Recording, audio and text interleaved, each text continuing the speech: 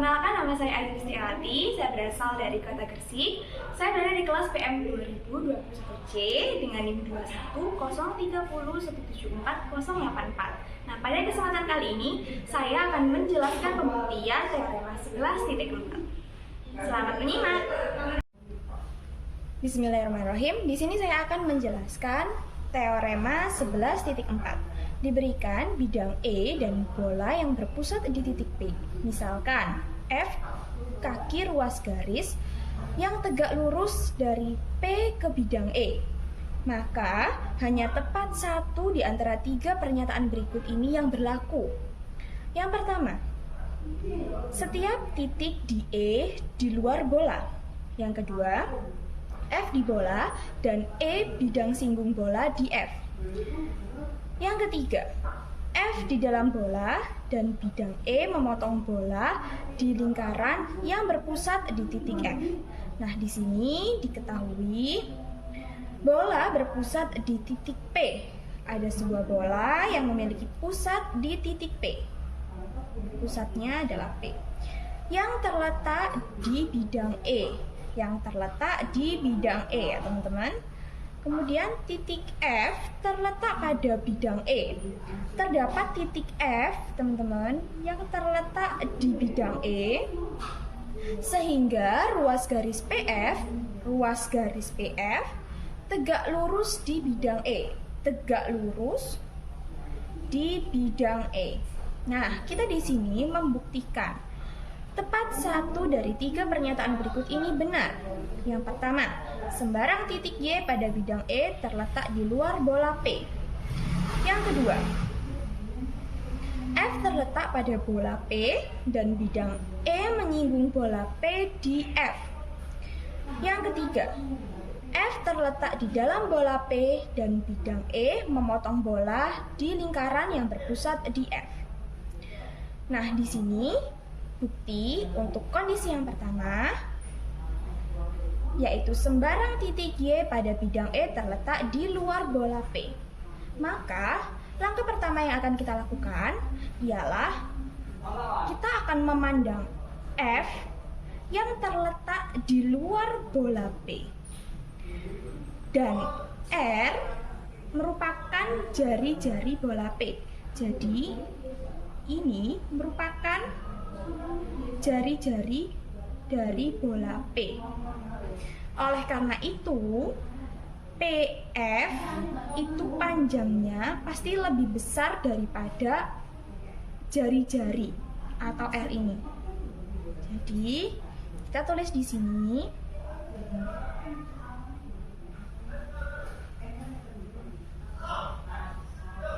pandang F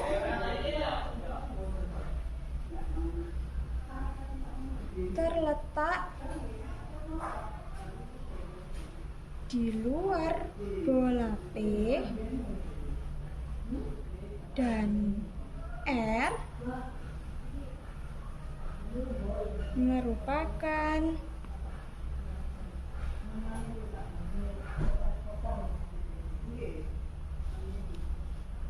jari-jari bola P dan R merupakan jari-jari bola P. Oleh karena itu, PF lebih besar dari R. Jadi PF ini lebih besar daripada jari-jarinya. Kemudian langkah selanjutnya kita akan membuat pemisalan, yaitu garis S pada bidang E yang memuat titik F dan titik Y. Jadi di sini kita akan membuat misalkan yaitu garis S, teman-teman.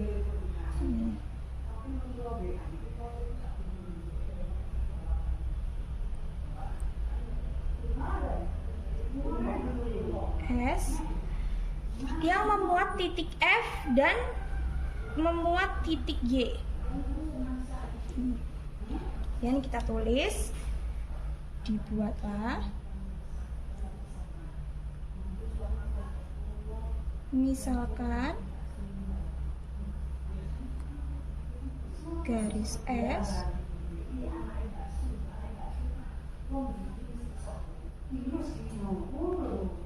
pada bidang E yang memuat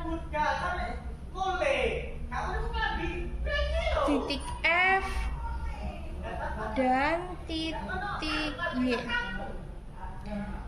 Nah, kemudian teman-teman, berdasarkan teorema yang berbunyi bahwa ruas garis tegak lurus dari titik di luar garis yang diberikan merupakan ruas garis terpendek yang menghubungkan garis dan titik di luar garis tersebut. Jadi teman-teman, ruas garis PF ini merupakan ruas garis terpendek antara titik P dengan ruas garis FY. Oke. Kita tulis di sini berdasarkan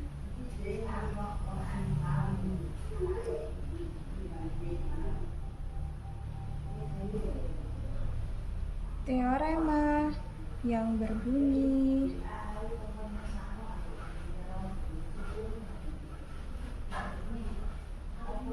bahwa ruas garis tegak lurus dari titik di luar garis yang diberikan merupakan ruas garis terpendek yang menghubungkan garis dan titik di luar garis tersebut. Maka ruas garis PF merupakan ruas garis terpendek antara titik P dengan ruas garis FY. Nah, oleh karena itu nih teman-teman, jika Y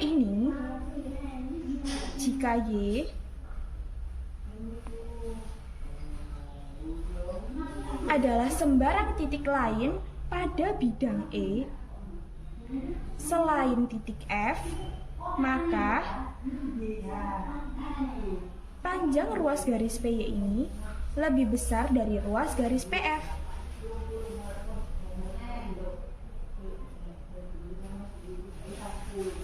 Hal ini dikarenakan karena ruas garis PF, seperti yang sudah disebutkan sebelumnya, merupakan ruas garis yang terpendek antara titik P dengan ruas garis FY. Maka bisa kita tuliskan di sini. Oleh karena itu, jika Y ialah sembarang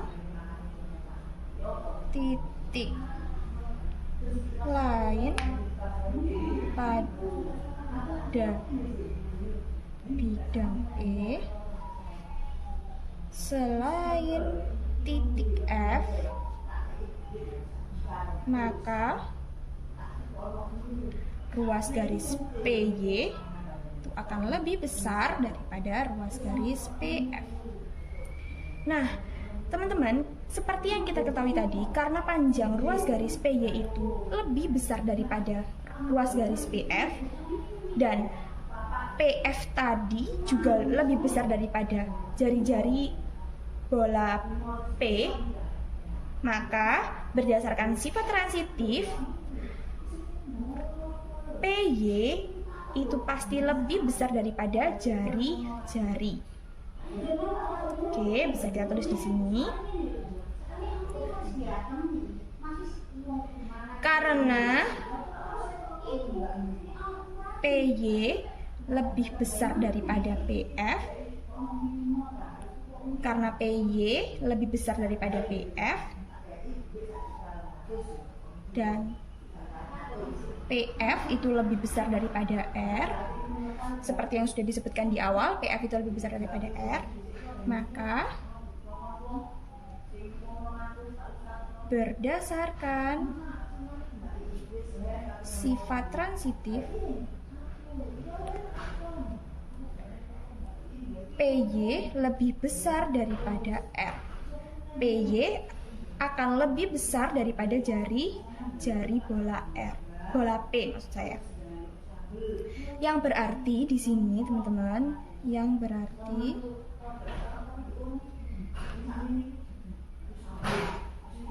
bahwa Y ini berada di luar bola P.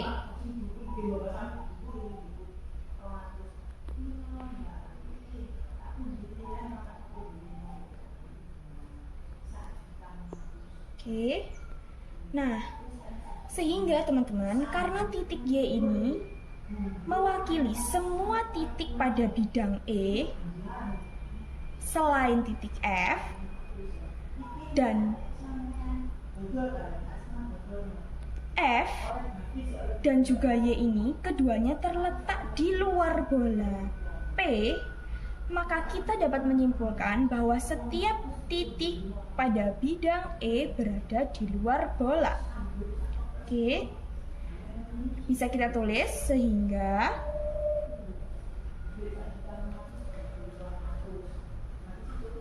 karena titik Y ini mewakili semua titik pada bidang E selain F, semua titik mewakili semua titik pada bidang E selain F, serta F dan Y ini keduanya terletak di luar bola P.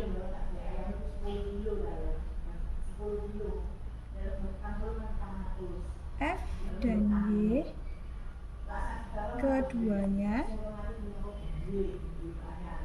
terletak di luar bola P.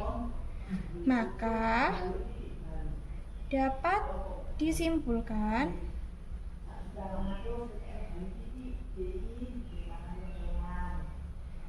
bahwa setiap titik pada bidang E itu berada di luar bola P. Jadi terbukti bahwa sembarang titik Y pada bidang E itu terletak di luar bola P. Oke, kali ini kita akan membuktikan di kondisi kedua, di mana titik F terletak pada bola P dan bidang E itu akan menyinggung bola P di titik F. Oke, langkah pertama di kondisi kedua ini kita akan memandang titik F ini merupakan sebuah titik pada bola P, sehingga PF itu sama dengan jari-jari bola P. Oke, kita tulis di sini, pandang F merupakan sebuah titik pada bola P, sehingga PF sama dengan R. Nah, R ini apa? R adalah jari-jari bola P. Nah, kenapa PF sama dengan R? Karena titik F merupakan sebuah titik pada bola P. Nah, kemudian di langkah kedua, berdasarkan teorema penempatan titik, kita akan membuat garis pada bidang E. Kita misalkan garisnya bernama garis S yang memuat titik F dan titik Y. Oke, kita akan menggambar garis S. Oke, kita buat garis S pada bidang E yang memuat titik F dan titik Y. Misalkan kita tulis titik Y-nya di sini. Nah, kemudian kita tulis di sini. Dibuatlah garis pada bidang E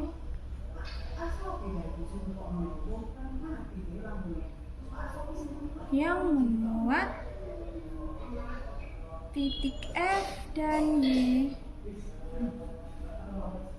Misalkan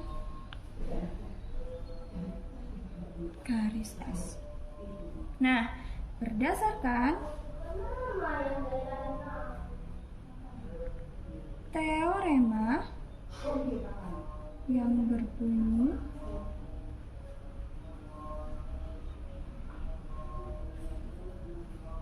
bahwa ruas garis tegak lurus dari titik di luar garis yang diberikan merupakan ruas garis terpendek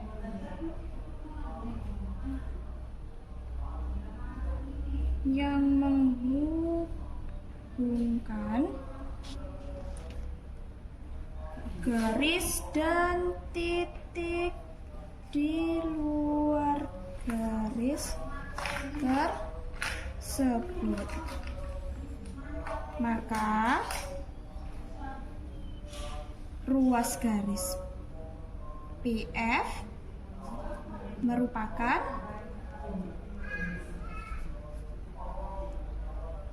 ruas garis terpendek antara titik P dan ruas garis FY. Jadi, ruas garis PF ini merupakan ruas garis terpendek antara titik P dengan ruas garis FY. Nah, oleh karena itu nih teman-teman, karena Y merupakan sembarang titik pada bidang E selain titik F, maka bisa kita simpulkan bahwa ruas garis PF itu lebih kecil dari ruas garis PY, atau ruas garis PY itu lebih besar daripada ruas garis PF. Nah, di sini kita tulis, oleh karena itu, jika Y merupakan sembarang titik lain pada bidang E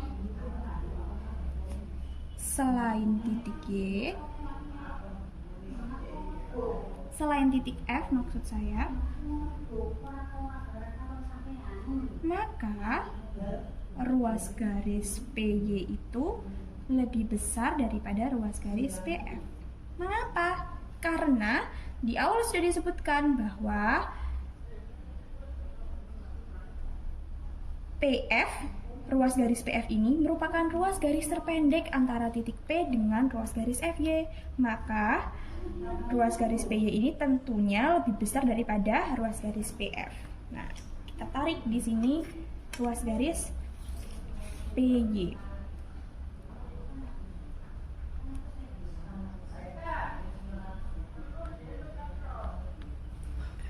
Nah, kemudian ya teman-teman, karena PF itu sudah sama dengan R, maka dengan cara substitusi kita akan memperoleh PY itu lebih besar daripada R, yang berarti bahwa Y itu berada di luar bola P. Oke, bisa tuliskan di sini bahwa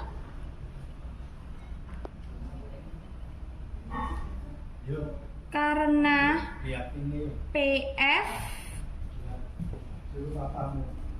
sama dengan R, seperti yang sudah diketahui di awal bahwa PF itu sama dengan R, maka dengan cara substitusi diperoleh PY itu lebih besar daripada R. Mengapa? Karena PY kan lebih besar daripada PF. Nah, PF sendiri di langkah pertama sudah diketahui bahwa sama dengan PF sama dengan R. Maka PY itu pasti lebih besar daripada R. Yang berarti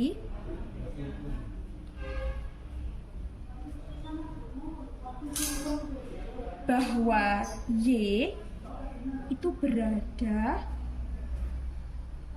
di luar bola P. Jadi Y ini berada di luar bola P tentunya. Nah, sehingga semua titik pada bidang E selain F terletak di luar bola, maka berdasarkan definisi bidang singgung, jadi berdasarkan definisi bidang singgung yang mengatakan bahwa bidang yang memotong sebuah bola tepat di satu titik, maka bidang E itu menyinggung bola P di titik F.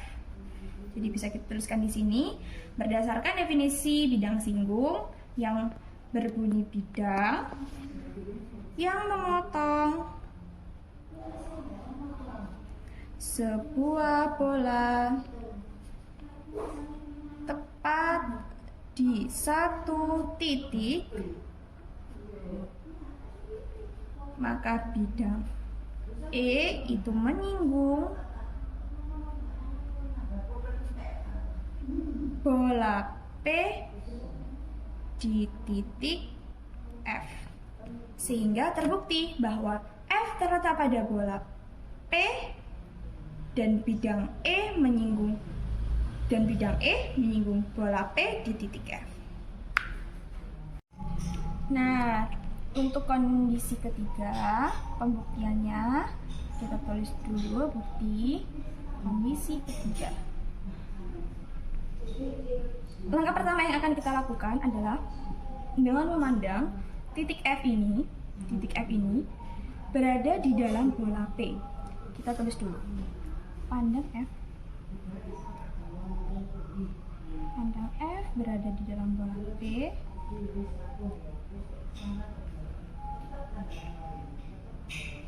Nah, di dalam kasus ini teman-teman, bidang E itu seluruhnya nggak mungkin ada di luar bola P ini. Mengapa? Karena paling tidak kita tuh sudah menemukan bahwa terdapat satu titik, yaitu titik F ini yang berada di dalam bola. Jadi kita tulis seperti ini. Dalam kasus ini, bidang E seluruhnya tidak mungkin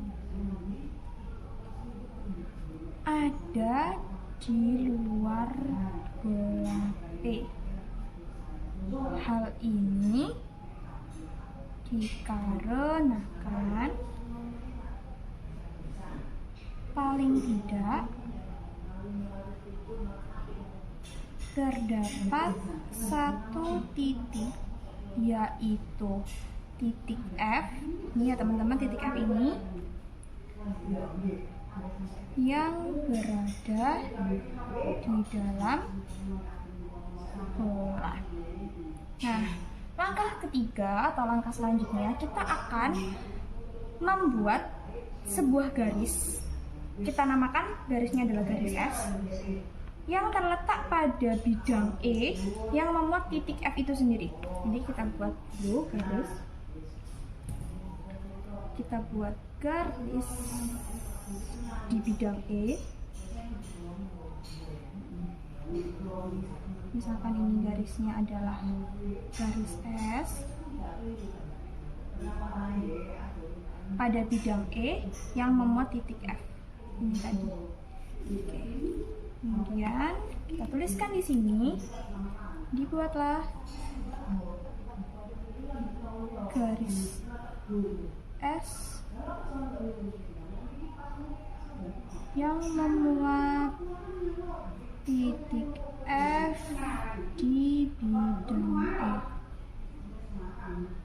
Nah, berdasarkan teorema 7.5 yang berbunyi jika sebuah garis dan bidang itu saling tegak lurus, maka bidang tersebut memuat setiap garis yang tegak lurus dengan garis itu di titik potongnya. Sehingga garis S ini, teman-teman, dia itu tegak lurus dengan ruas garis PF di titik F. Gitu. Kita tuliskan di sini berdasarkan teorema 7.5 yang berbunyi jika sebuah garis dan bidang saling tegak lurus,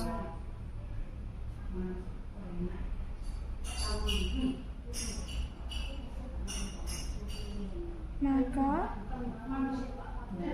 bidang tersebut memuat setiap garis yang tegak lurus dengan garis itu di titik potongnya, sehingga garis S itu tegak lurus dengan ruas garis PF di titik F. Nah, berdasarkan fakta ya teman-teman, bahwa pada bola, ujung dari 3 atau lebih jari-jari yang berbeda itu tidak akan pernah bisa membentuk garis lurus atau garis kolinier. Jadi, misalkan ini pada bola ya. Jadi ada pada bola. Nah, misalkan bola ini memiliki pusat P. Nah, pasti tidak akan mungkin kita akan membentuk jari-jari yang membentuk garis lurus atau kolinier itu 3 atau lebih jari-jari yang berbeda. Jadi di dalam bola ini pasti memiliki banyak sekali jari-jari atau jari-jarinya itu tidak terhingga. Nah, kalau kita akan membentuk garis lurus atau garis kolinier, maka kita hanya bisa maksimum menggunakan 2 jari-jari yang berbeda. Jadi tidak akan pernah mungkin 3 atau lebih jari-jari yang berbeda itu dapat membentuk garis lurus atau kolinier. Jadi hanya bisa maksimum 2 jari-jari. Jadi bisa kita tulis di sini berdasarkan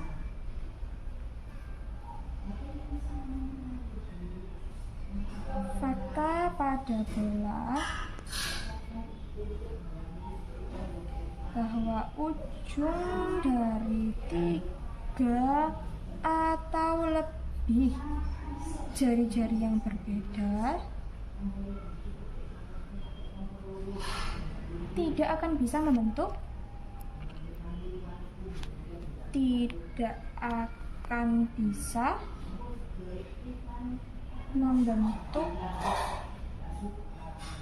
kolinier,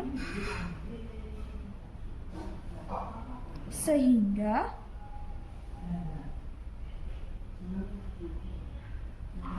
garis S itu tidak mungkin memotong bola di 3 titik. Nah, karena garis S itu tidak mungkin memotong bola di 3 titik, maka garis S memotong bola di 2 titik. Nah, di sini kita misalkan garis S itu memotong bola di 2 titik, yaitu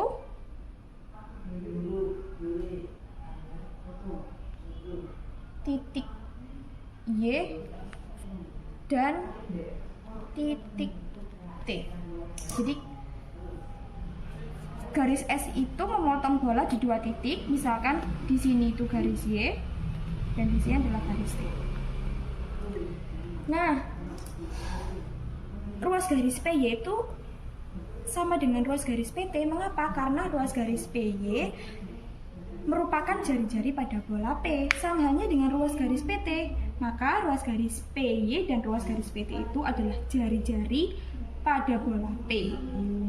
Jadi kita tarik dulu di sini.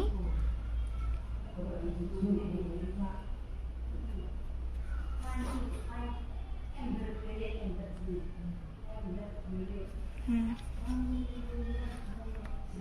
bisa kita tuliskan di sini bahwa ruas garis PY dan ruas garis PT merupakan jari-jari pada bola P, sehingga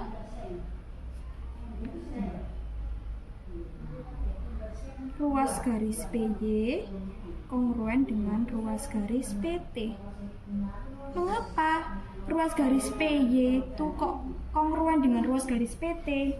Nah, berdasarkan definisi lingkaran, bola dan jari-jari bersama-sama mengatakan bahwa setiap dua jari-jari dalam lingkaran maupun bola yang sama adalah kongruen satu sama lain. Nah, dengan hal tersebut, kita dapat membuat segitiga siku-siku, teman-teman. Membuat segitiga siku-siku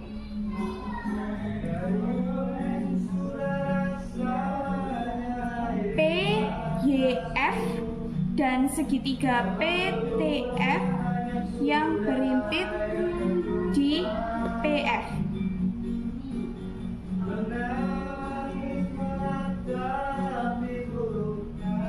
Dengan hal itu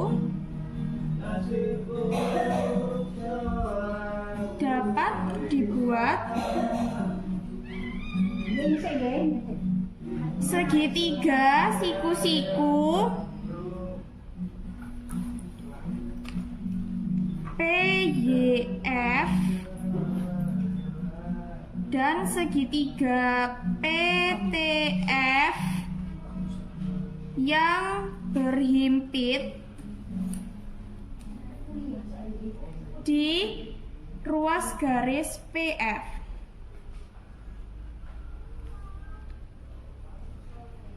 Jadi, kita itu bisa membuat segitiga siku-siku, yaitu segitiga siku-siku PYF dan segitiga siku-siku PTF yang berhimpit di ruas garis PF.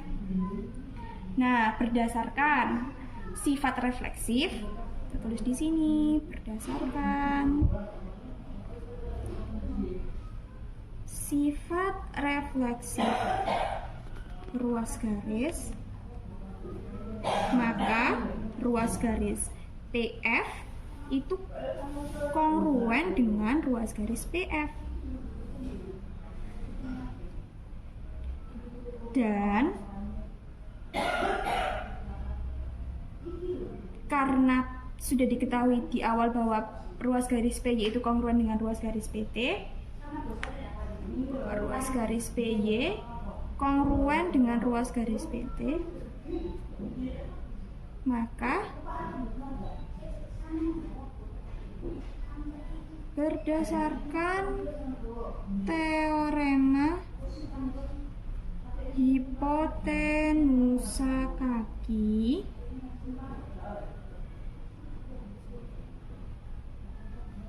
yang berbunyi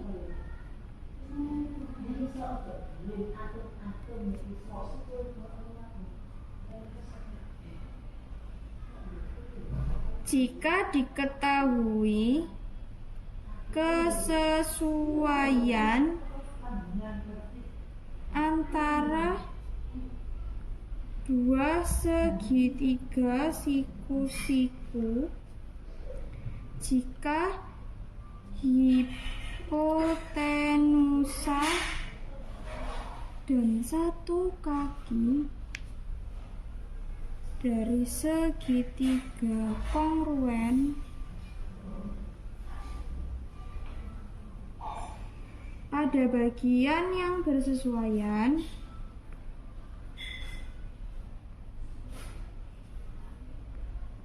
pada segitiga kedua, maka kesesuaian itu adalah kongruen. Nah, sehingga dapat kita simpulkan segitiga PYF itu kongruen dengan segitiga PTF. Nah, karena segitiga PYF dan segitiga PTF itu kongruen, maka akibat dari dua kongruensi segitiga ini adalah ruas garis YF ini kongruen dengan ruas garis TF. Nah, sekarang kita tulis akibat dari kongruensi dua segitiga tersebut didapatkan ruas garis YF itu kongruen dengan ruas garis TF. Nah, berdasarkan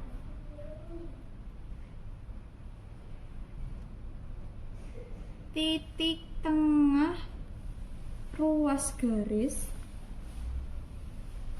jadi berdasarkan definisi titik tengah ruas garis, karena si YF merupakan atau kongruen dengan ruas garis TF dan YP ini kongruen dengan PT, maka sehingga F merupakan titik tengah dari ruas garis YT. Nah, jadi jika mengambil sembarang titik perpotongan antara bola P dengan tak hingga garis pada bidang E yang tegak lurus ruas garis PF, maka dengan alasan yang sama pula akan terbentuk ruas garis pada bidang E dari titik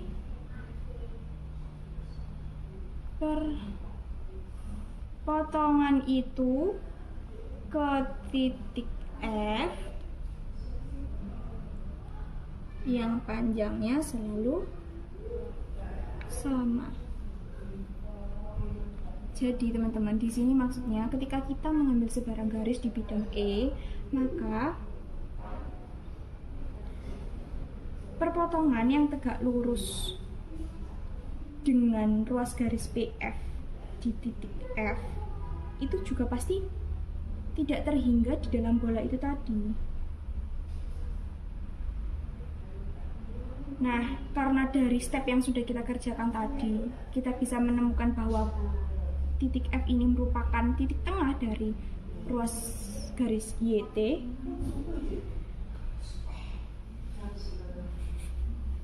Maka, hal ini juga yang membuat terbentuklah titik-titik perpotongan yang panjangnya itu selalu sama jika kita melakukan step-step yang sama.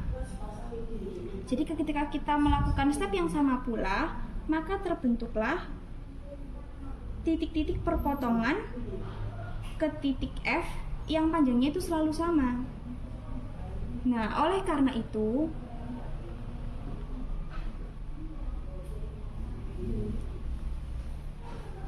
himpunan sembarang titik yang diambil akan sesuai dengan definisi lingkaran yang berbunyi himpunan semua titik-titik yang sebidang. Nah, di dalam kasus ini itu bidang E yang berjarak sama terhadap titik tertentu. Nah, dalam kasus ini itu adalah titik F, sehingga dapat disimpulkan bahwa bidang E itu memotong bola P di lingkaran yang berpusat di F, sehingga terbukti bahwa F terletak di dalam bola P yang berada di bidang E, dan bidang E itu juga memotong bola di lingkaran yang berpusat di F, sehingga terbukti. Maka kesimpulannya dari pembuktian yang sudah kita lakukan tadi di teorema 11.4 adalah hanya ada tepat satu dari 3 kondisi tadi yang benar. Jadi kita tidak bisa menggunakan 3 kondisi tadi itu secara bersamaan, melainkan sesuai dengan kondisi titik F-nya tadi. Nah, sekian yang dapat saya sampaikan. Mohon maaf apabila ada salah kata. Wabillahi taufiq wal hidayah. Wassalamualaikum warahmatullahi wabarakatuh.